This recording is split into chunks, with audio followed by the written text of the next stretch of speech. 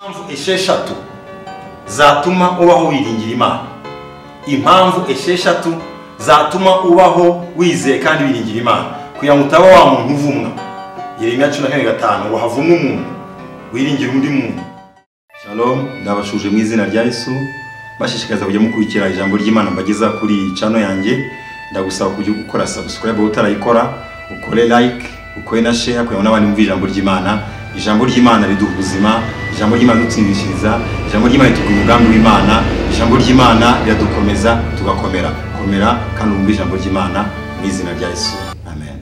Bashubuje mu izina rya Yesu Kristo, bazana ijambo ry'Imana, hahirwa abiringira Imana muri byose. Yeremiya 17:7 haravuga ngo, Yeremiya 17:7 haravuga ngo hahirwa umuntu wizera Uwiteka, Uwiteka akamubera ibyiringiro. Hahirwa umuntu wizera Uwiteka Imana, iyo Mana ikamubera ibyiringiro. Wowe nteza amatwi nkurikiye, ndagusabe ngo ube mu bantu biringira Imana, bizera Imana, Imana yabere ibyiringiro. Haleluya. Hari undi muntu ushaka ko tugusoma, Yeremiya 14:5 avuga ngo uku niko Uwiteka avuga. Yeremiya 14:5 uku niko Uwiteka avuga ati, havumwe umuntu wiringira undi muntu akishyira amaboko ye, umutima we akimura Uwiteka. Yeremiya 14:5 ngo havumwe umuntu wiringira undi muntu akishima amaboko ye, mu mutima we akimura Uwiteka.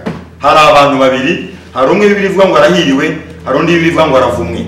Reka uhinduke uhiriwe. Uhiriwe ngo nuwuhe? Ngo hahirwa umuntu wizera Uwiteka, Uwiteka akamubera ibyiringiro. Yeremiya 17:7 niko atubwiye, hahirwa umuntu wizera Uwiteka, Uwiteka akamubera ibyiringiro. Yeremiya 14:5 avuze ngo havumwe umuntu wiringira undi muntu wakishima amaboko ye, ngo mu mutima we akimura Uwiteka.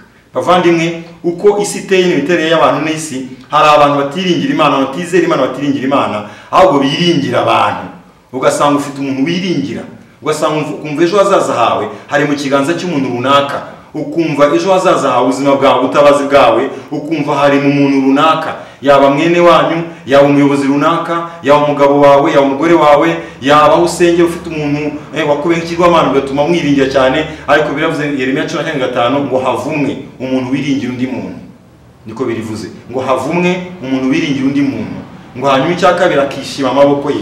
Kwishima umuntu kwishima amaboko ye niki? Nukumva wiringiye ibyo ufite, wiringiye imbaraga zawe z'ubumenyi, wiringiye imbaraga zawe z'umutungo, wiringiye account bank yawe, wiringiye position ufite mu isi, wiringiye akazi ufite, wiringiye diplome yawe, wiringiye connections ufite nyinshi, wiringiye. Havumwe umuntu wiringira umuntu, kandi havumwe umuntu wiringira amaboko ye ngo akimura Imana. Iyo wiringiye umuntu, iyo wiringiye n'ibintu, mu mutima we nta Mana ibikirimo, uba wayimuye, wayirukanye, nta Mana irimo, ngo uwo muntu avumwe. Ariko hari undi bitubwiye ngo hahirwa umuntu wizera Uwiteka, Uwiteka akamubera ibyiringiro. Muvandimwe, ndagusabe ngo uhinduke umuntu wahawe umugisha. Hahirwa, uhinduke umuntu hirwa. Hahirwa umuntu wizera Uwiteka, Uwiteka akamubera ibyiringiro. Ndashaka kwereka rero nagutegura impamvu esheshatu zatuma ubaho wiringira Imana. Impamvu esheshatu zatuma ubaho wizeye kandi wiringira Imana, kugira ngo utaba wa muntu uvumwa.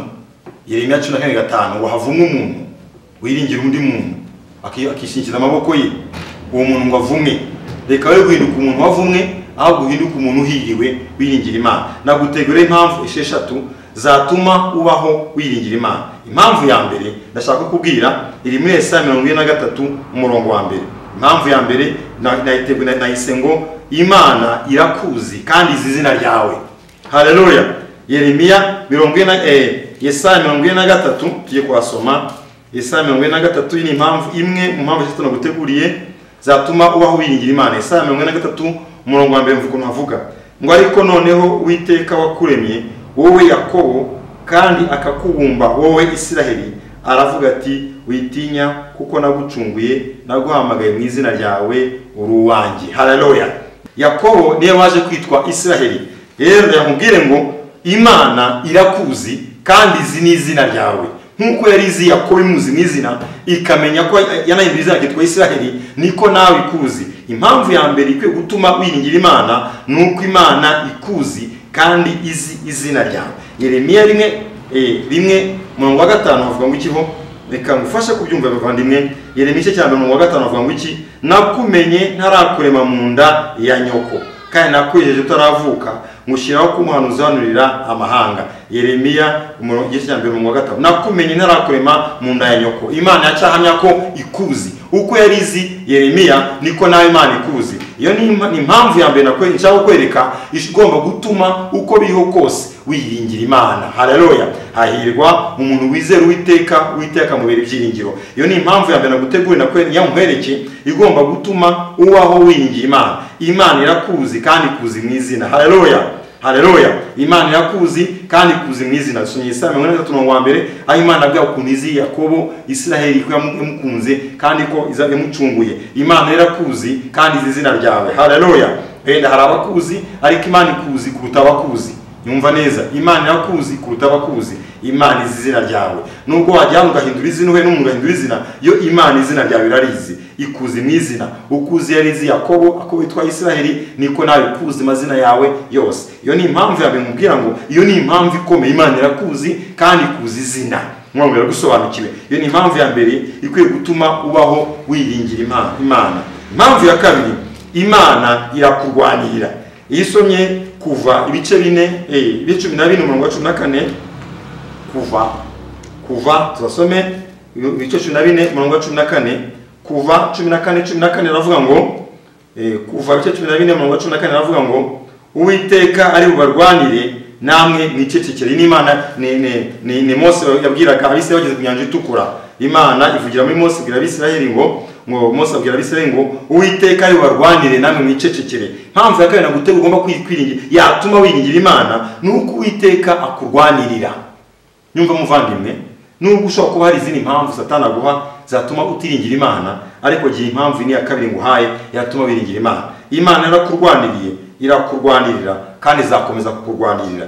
Vuga ngo amina. Impamvu kiriho ugihumeka nuko Imana ikuzi kandi ikuzi mu izina. Kandi impamvu ya kabiri impamvu kiriho uyu munsi Imana ugihumeka nuko hari ibyo Imana yakurwaniriye. Hari abarozi bakuroze, Imana yakurinda n'ibyakugeraho. Hari impanuka zisha abandi zatumye Imana ikurinda, Imana yakurwanirira. Hari intambara ugira mu buzima, Imana ikakurwanirira kandi kuko ikuzi gukunda. Iyo ni impamvu ya kabiri igomba gutuma ubaho wiringira Imana. Imana irakurwanirira. Ngira ngo ngo yarakurwaniriye, irakurwanirira kandi izakomeza kurwanirira. Tubonye mu kuva 14:14. Impamvu ya gatatu naguteguriye yagombye gutuma wiringira Imana. Imana igutekerezaho. Haleluya. Dusome muri Zaburi 139. Imana igutekerezaho. Zaburi 139. Zaburi 139. Turi ku mpamvu ya gatatu igomba gutuma wiringira Imana. Zaburi 139 haravuga ngo iki? Zaburi 139 umurongo wa 17. Umva ukuntu avuga muvandimwe. Zaburi 139 umurongo wa 17 umva ukuntu avuga. Mana erega ibyo utekereza ni iby'igiciro kuri jye, erega umubare wabyo ni mwinshi. Haleluya. Zaburi 139 umurongo wa 17. Mana erega ibyo utekereza ni iby'igiciro kuri jye, umubare wabyo ni mwinshi. Iyo ni impamvu ya gatatu kwe gutuma wiringira Imana. Imana igutekerezaho. Imana igutekerezaho. Umwanditsi wa Zaburi yarabimenye aravuga ngo Mana erega ibyo ntekerezaho ni iby'igiciro kuri jye, erega umubare wabyo ni mwinshi. Imana igutekerezaho ku manywa na nijoro.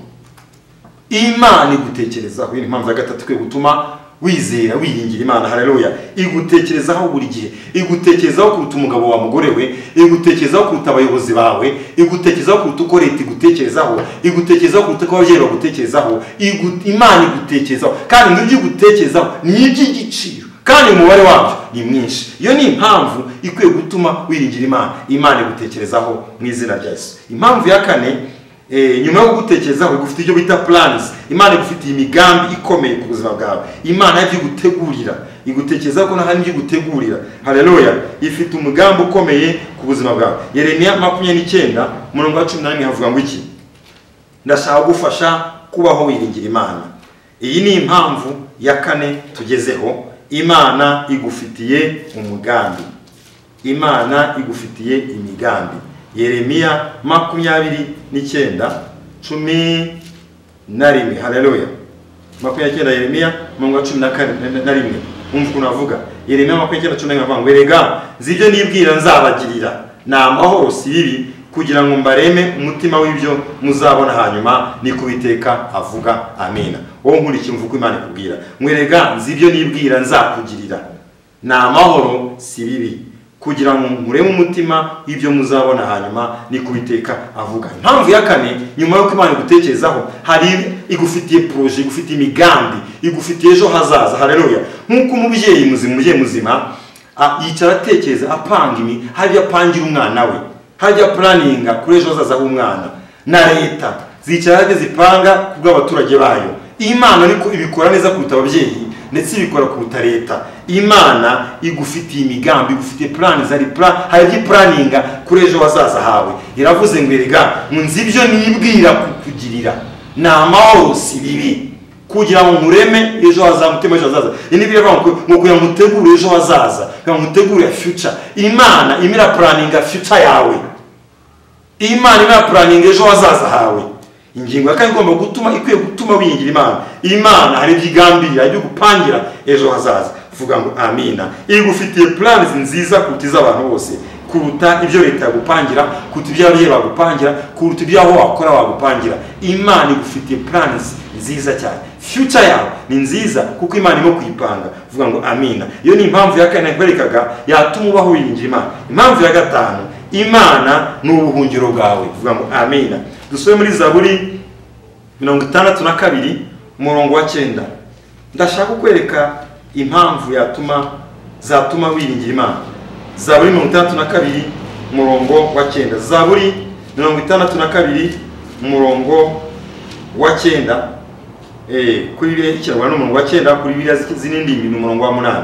Zaburi 62 umurongo wa 9 avuga ngo mw'abantu mwe mujye muyiringira, ibyo mu mitima yanyu mubisuke imbere yayo, Imana niyo buhungiro bwacu. Zaburi 62 umurongo wa 9 kuri bibiri cy'Rwanda, kuziri kuri bibiri zinindi ni umurongo wa 8. Musuye muneza. Zaburi 62 umurongo wa 9, mw'abantu mwe mujye muyiringira, iyo ni Imana, mujye muyiringira n'umwese Zaburi, ngibyo mu mitima yanyu mubisuke imbere yayo, Imana niyo buhungiro bwacu. Haleluya. Mpamvu ituma njye ningira Imana, namenye ko Imana ariyo buhungiro bwanjye. Haleluya. Menya ngo Imana niyo buhungiro bwawe.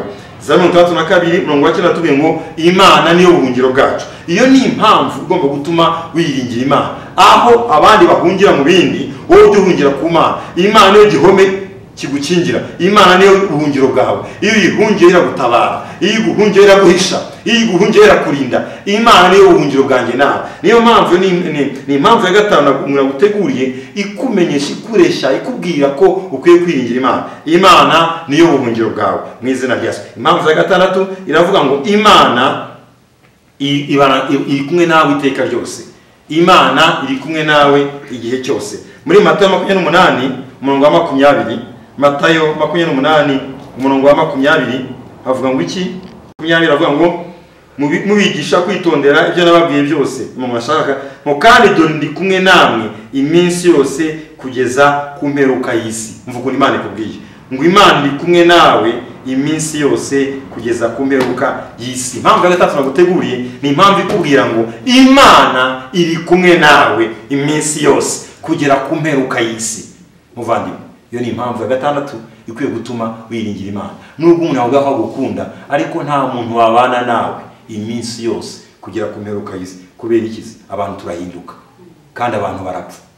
Umugabo ashaka kwiringiza ko ari kumwe nawe, ejo agapfuse w'umupfakazi ntawe ari kumwe nawe. Ariko hari Imana idapfa, hari Imana ivuze ngo dore ndi kumwe nawe iminsi yose kugeza ku mperuka y'isi. Ikindi kintu gikomeye bavandimwe, ukwiye kwiringira Imana kubera impamvu eshatu nkweretse. Reka zigusubiremo. Impamvu ya mbere nakweretse, Imana irakuzi kandi izi izina ryawe. Haleluya. Impamvu ya kabiri, Imana irakurwanirira. Haleluya. Impamvu ya gatatu, igutekerezaho. Impamvu ya kane, hari igipanga ku bwawe ejo hazaza. Impamvu ya gatanu, Imana niyo buhungiro bwawe. Impamvu ya gatandatu, ngo iri kumwe nawe iminsi yose kugera ku mperuka y'isi. Haleluya. Hahirwa biringira Uwiteka, Uwiteka abera ibyiringiro. Haleluya. Haleluya.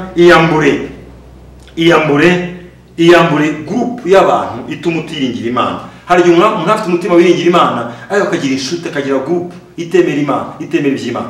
Niba uri muri group ituma utiringira Imana, iyo group ndagusabye isezere nonaha, ubeho wiringira Imana. Haleluya. Itandukanye n'impamvu yose ituma utiringira Imana, itandukanye n'impamvu yose ituma utizera Imana, ituma utizera Imana, itandukanye n'impamvu yose ituma wiringira umwana w'umuntu, itandukanye n'impamvu yose ituma wiringira amaboko ubushobozi bwawe, itandukanye n'impamvu yose ikubuza kwiringira Imana. Iyambure group y'abantu cyangwa inshuti zawe zituma utiringira Imana, iyambure ibitekerezo by'isi bikubuza kwiringira Imana, iyambure imihango yose y'iwanyu cyangwa y'isi ituma utiringira Imana. Hari abantu bagira imihango yo gutekera no kuraguza, hari abantu bagira imihango yo kutubaha Imana igatuma abantu babaho batiringira Imana, biringiye iyo mihango. Si igihe cyo kwizera abapfumu n'abarozi, ni igihe cyo gufata umutima wawe ukawushingikiriza ku Mana.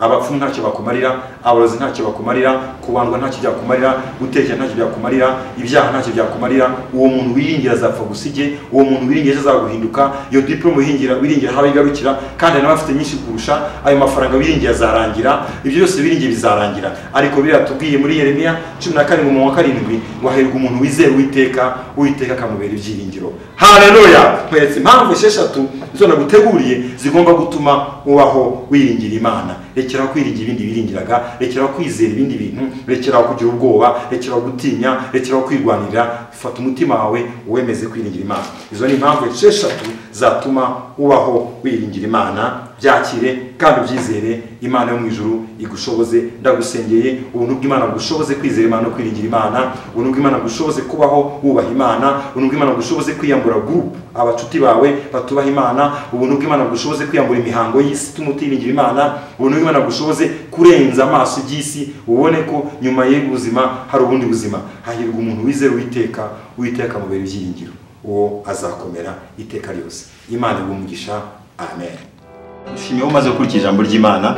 Niba utarakora subscribe uri kuyikore, hanyuma ukore share n'abantu bafashwe ijambo ry'Imana bumvise, kandi ukore like ndetse na comment yawe twayakira. Imana igumugisha.